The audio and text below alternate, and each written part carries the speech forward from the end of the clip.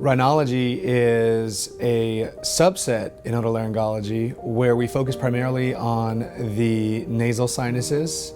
the nasal cavity, and pathologies around the skull base.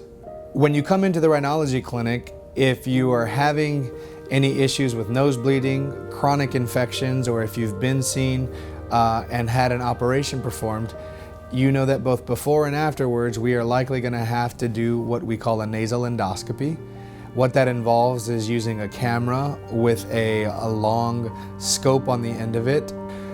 The issue with putting that into somebody's nose is you're very sensitive in your nose and you're not used to having something go inside of your nose.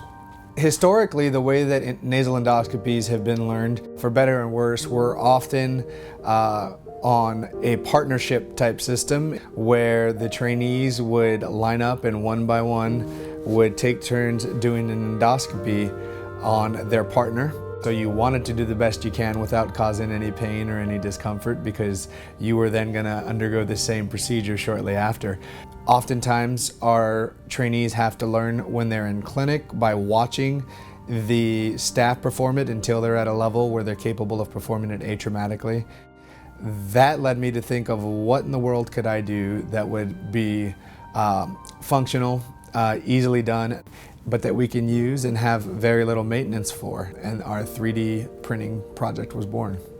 I reached out to our in-house UVA rapid prototyping lab where we were able to go through both the process of learning what we needed to do, having a few efforts to see what didn't work quite as well, and then what resulted in an optimal 3D printed head model. Using the 3D printed models, we're able to take residents and our trainees through in more of a laboratory setting as opposed to actually learning either in the OR or in the clinic on how to perform safe procedures,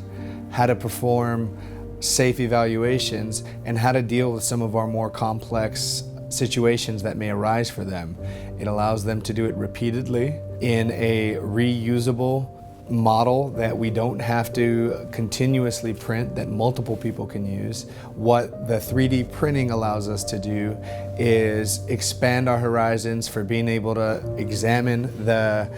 different pathologies ahead of time, to potentially prepare for areas that may be of more significant concern. And as technology evolves, we are able to expand what we're doing and the level and the degree of what we're doing by continuing to practice.